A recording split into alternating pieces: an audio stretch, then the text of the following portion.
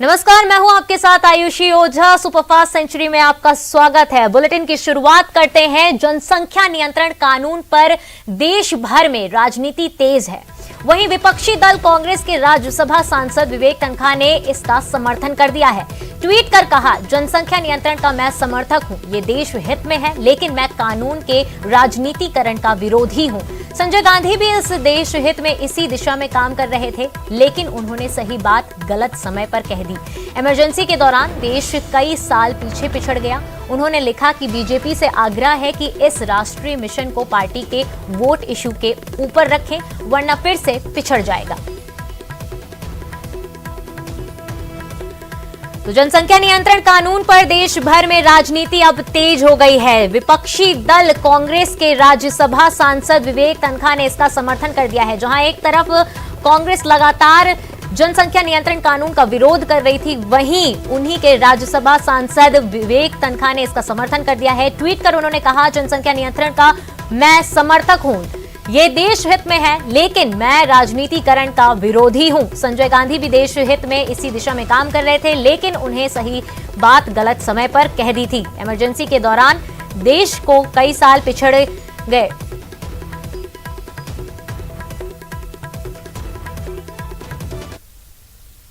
Jabalpur 27% OBC आरक्षण का मामला एससी में दायर की गई केवियट सरकार द्वारा सुप्रीम कोर्ट जाने की कवायद के बाद दायर की गई केवियट अधिवक्ता आदित्य संघी ने दायर की केवियट याचिकाकर्ता अशिता दुबे की याचिका पर हाईकोर्ट ने लगाई है 27% ओबीसी आरक्षण पर रोक। सिर्फ 14% ओबीसी आरक्षण देने का है हाईकोर्ट का अंतरिम आदेश।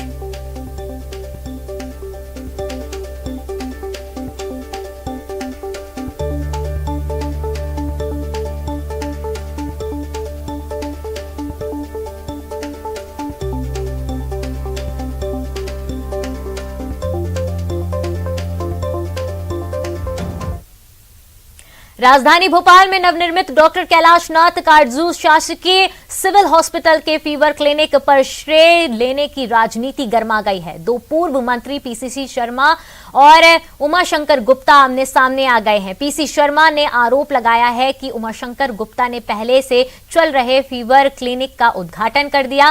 काटजू के शिलालेख पर उन्होंने अपना नाम लिखवाया है। मैं इसकी उचित फोरम पर शिकायत करूंगा। साथ ही नगरीय निकाय चुनाव को लेकर कहा कि कांग्रेस तैयार है, बीजेपी चुनाव नहीं कराना चाहती। कोविड पर वे बोले कि मौतों के आंकड़े हमारे पास हैं, सदन में आड़े हाथ लेंगे। तो समझ में नहीं आ रहा है कि उमाशंकर गुप्ता काटजू अस्पताल की बात कर रहे हैं। इसका संपूर्ण निर्माण कमलनाथ जी की सरकार में हुआ है। उस वक्त तो लॉकडाउन और कोरोना हो गया था, कोई काम हुआ ही नहीं। इसका तो हम खुद लोकार्पण करने वाले थे, पर हार जो है बर्दाश्त नहीं कर पा रहे हैं। कोरोना में तो निकले नहीं कि एक आध दो लोगों को पूछ लेते या कहीं कुछ दवा वितरित कर देते, अस्पतालों में चले जाते।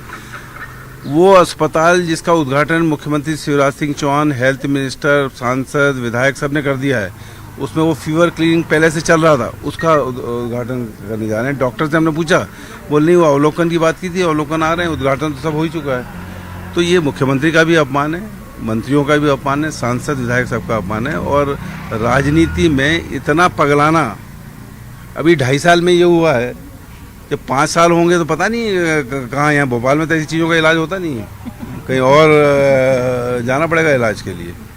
तो उनसे निवेदन है, सम्मानित रहे हो 15 साल, कुछ कर नहीं पाए आप। जनता को भी दुख है, हमको भी दुख है कि आप कुछ नहीं कर पाए 15 साल में। लेकिन अब जो काम हो रहे हैं ऑलरेडी, जिनके उद्घाटन होंगे, उनको रिपीट तो मत करो। ये उचित फोरम पे इसकी शिकायत करूंगा मैं। रीवा से बड़ी खबर, खनिज माफिया ने किया हमला। वन कर्मियों पर खनिज माफियाओं ने किया हमला। अवैध खनन कर रहे थे माफिया के गुर्गे, मना करने पर किया लाठी डंडे से हमला। मारपीट में 2 वनकर्मी हुए जख्मी।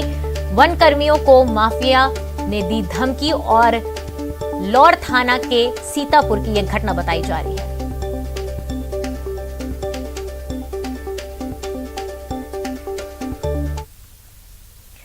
बिलासपुर में चोरी का आरोपी गिरफ्तार। 9 मामलों में थी पुलिस को तलाश। रायपुर से आकर करता था चोरी। सूने मकानों में चोरी का आरोप, मोटरसाइकिल की भी करता था चोरी। रायपुर में दोस्त के घर रखता था चोरी का सामान। चोरी का करीब 7 लाख का सामान बरामद किया गया है।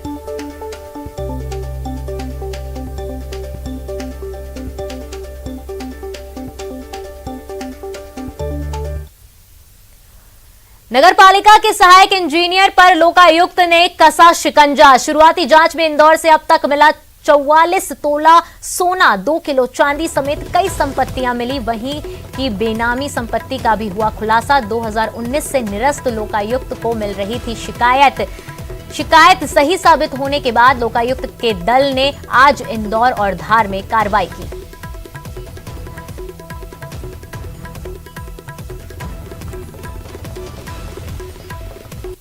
खिलाफ जो है आय से अधिक संपत्ति होने की सूचना वैसे तस्दीक हुई और तस्दीक के बाद इनके खिलाफ प्रकरण पंजीबद्ध कर तलाशी वारंट लिया गया माननीय न्यायालय से। और आज तलाशी की कार्रवाई 2 जगह 3 जगह जो है, धार में इनकी नौकरी है वहाँ पे, और यहाँ पे इनके लड़के और बहू रहते हैं, तो यहाँ पे इंदौर में की गई है।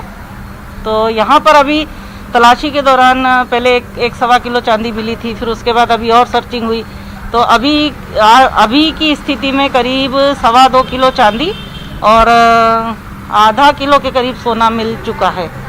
और अभी तलाशी जारी है और उसके आगे जो भी मिलेगा। और दस्तावेज जो है वो मिले हैं 8-10 संपत्तियों के, और सर्चिंग जारी है। सूरजपुर में कलेक्टर की पहल से अब एमपी की सीमा से सटे इलाकों में रहने वाले लोगों को आसानी से स्वास्थ्य सुविधाएं मिलेंगी। ओडगी ब्लॉक का बिहारपुर इलाका मध्य प्रदेश की सीमा से सटा हुआ है। इलाके के लोगों को स्वास्थ्य सुविधाओं के लिए घंटों का सफर तय कर जिला मुख्यालय जाना पड़ता था। कलेक्टर ने इस परेशानी को दूर करने के लिए सिंगरौली कलेक्टर से बात कर आयुष्मान योजना के तहत निजी और शासकीय अस्पतालों में मुफ्त स्वास्थ्य सुविधा मुहैया कराने की पहल की है। इस पहल से 25 से ज्यादा गांव के लोगों को फायदा मिलेगा। जिला पंचायत सीईओ ने बताया कि ग्रामीणों को अस्पताल पहुंचाने के लिए एम्बुलेंस का भी इंतजाम किया गया है। चांदी बिहारपुर क्षेत्र है, इससे आप अवगत हैं। वो क्षेत्र सूरजपुर जिला मुख्यालय से और अन्य ब्लॉक मुख्यालयों से भी दूर है, काफी दूरस्थ और अंदरूनी क्षेत्र है, ग्रामीण क्षेत्र है, वनांचल से आच्छादित क्षेत्र है। तो इसके लोगों को बट नेचुरली बेढ़न जो एरिया पड़ता है मध्य प्रदेश में, वहां जाने में सहूलियत होती है। तो इसके लिए कलेक्टर महोदय ने इसका संज्ञान लिया और इस इशू पे कलेक्टर सिंगरौली से भी उन्होंने चर्चा की है और इस पे सकारात्मक पहल निकल के सामने आई है। और हमारा ये मानना है कि हम जो अपने आयुष्मान कार्ड से लाभ देते हैं हमारे लोगों को, वो अगर मध्य प्रदेश में भी इलाज करने जाए तो उनको दिया जा सके। इस इशू पे पहल की गई और बहुत जल्दी ये हमारी जो 108 एम्बुलेंस है वो उनको ले जाएगी वहाँ पे, और वहाँ पे उनका नियरेस्ट जो लोकेशन है वहाँ पे उनका इलाज अच्छे तरीके से हो पाए।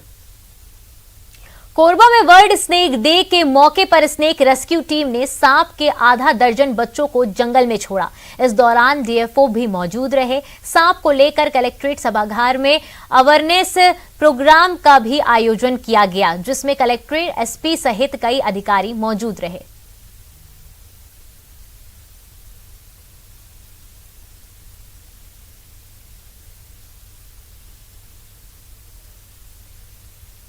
बारिश के मौसम में सांपों का निकलना शुरू हो गया है। जशपुर को नागलोक भी कहा जाता है। जिले से लगे रायगढ़ सरगुजा में भी कई प्रजातियों को सांप पाए जाते हैं। प्रदेश में अब तक 30 ऐसी प्रजातियों का पता चला है जो घने जंगलों के साथ साथ रिहायशी इलाकों में भी पाए जाते हैं। इनमें से 6 प्रजातियों के सांप काफी जहरीले होते हैं। सांपों के रेस्क्यू के लिए भी सर्प मित्र आगे आते हैं।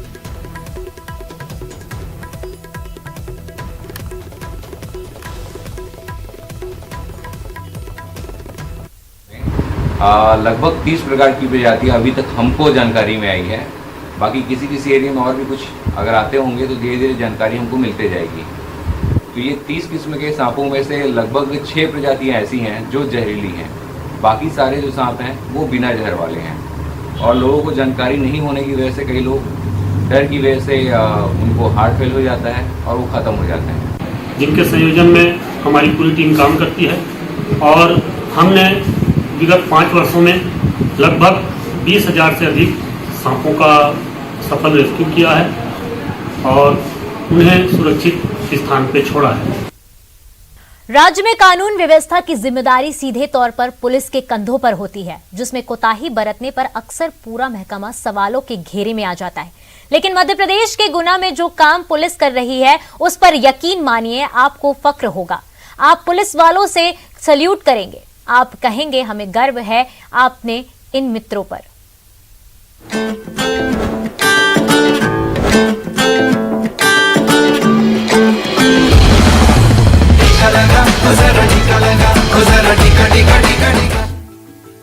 कोरोना से जान है बचाना तो वैक्सीन जरूर लगवाना। जी हां, मध्य प्रदेश के गुना में इन दिनों पुलिस वाले घर घर जाकर यही कह रहे हैं।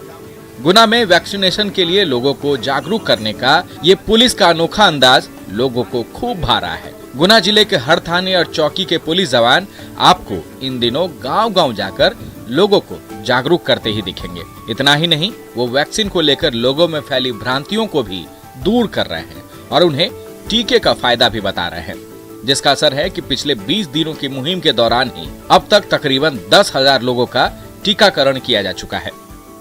उस बीट के प्रभारी और अधिकारी कर्मचारी सभी बीट में जाएंगे, जा रहे हैं और उस बीट में रहने वाले प्रत्येक व्यक्ति से संपर्क करेंगे, प्रत्येक मकान में जाएंगे और वहां जाकर ये सुनिश्चित करेंगे, पूछेंगे कि वैक्सीनेशन प्रत्येक परिवार का हुआ अथवा नहीं। जहां कोई समस्या है, जो नहीं करा पा रहे हैं, उनसे कराए जाने का अनुरोध करेंगे।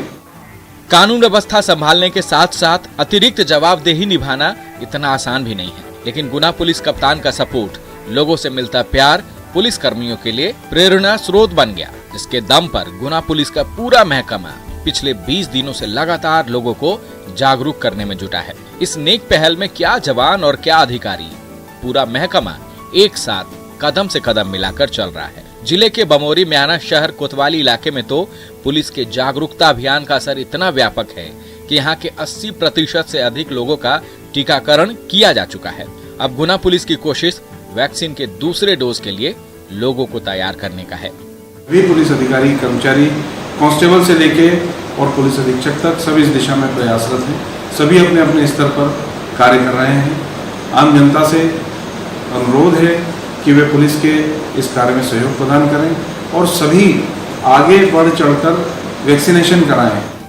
अक्सर लोगों के निशाने पर आने वाली पुलिस का यह रूप लोगों का दिल जीत रहा है। उम्मीद है गुना पुलिस की इस मुहिम को देखकर दूसरे जिले की पुलिस भी अपनी नैतिक जिम्मेदारी को समझेंगे और कोरोना के खिलाफ जंग में आगे बढ़कर देश की जीत सुनिश्चित करने में सहयोग करेंगे। Bureau report, news 18 network.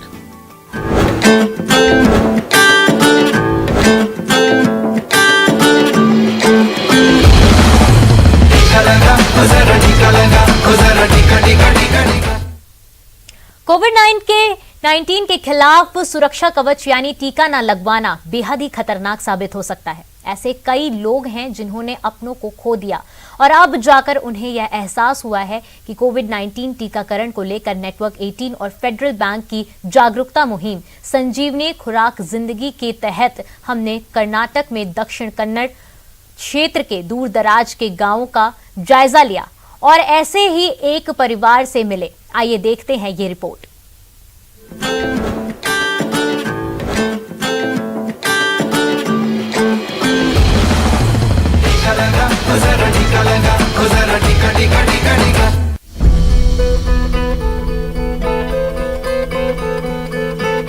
अभी 1 महीना भी नहीं हुआ है, पद्मश्री अब तक सदमे में हैं। उनकी मां Sharda Gowda high blood pressure से पीड़ित थीं। हाल ही में परिवार के 3 सदस्य कोरोना पॉजिटिव हो गए, जिनमें पद्मश्री भी शामिल थी। 2 हफ्ते बाद पद्मश्री की मां कोरोना से जंग हार गई। First of all, I never took corona very serious. We are mostly isolated and our most works with the nature. So I thought we are very healthy. My mother is only 51-year-old.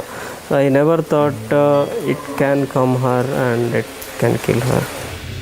Dubai में काम करने वाले मोहन ने इस बीमारी को गंभीरता से ना लेते हुए भी अपना टीकाकरण करवाया, लेकिन उन्हें इस बात का पछतावा है कि भारत में रह रहे उनके परिवार ने टीकाकरण को गंभीरता से न लेकर इंतजार करने का फैसला किया था। When government was suggesting people to take vaccination, if it took it seriously and if I took my mother into vaccination, we could save her today. So we lost our mother because we didn't. That is the only weapon at the moment what we have to defend against corona. Do you feel regret? Yeah, of course. We feel regret that we didn't take vaccine before. परिवार में हुई मौत ने इनके व्यवहार को बदल दिया। अब सभी मास्क लगा रहे हैं और पूरे परिवार ने टीकाकरण के लिए रजिस्ट्रेशन करवा लिया है। Since we lost our mother, we don't want to lose our father also. Since he's 45 plus, we immediately took him to the vaccination. इनका संदेश बिल्कुल साफ है, देर ना करें, अभी टीका लगवाएं।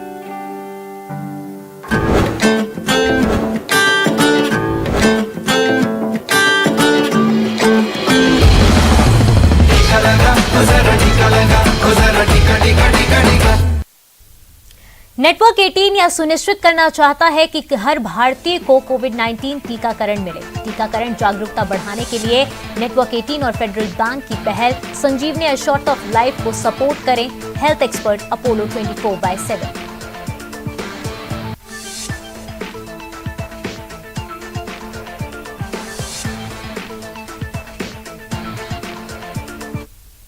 खबरों का सिलसिला लगातार जारी रहेगा। एक नजर सुर्खियों पर।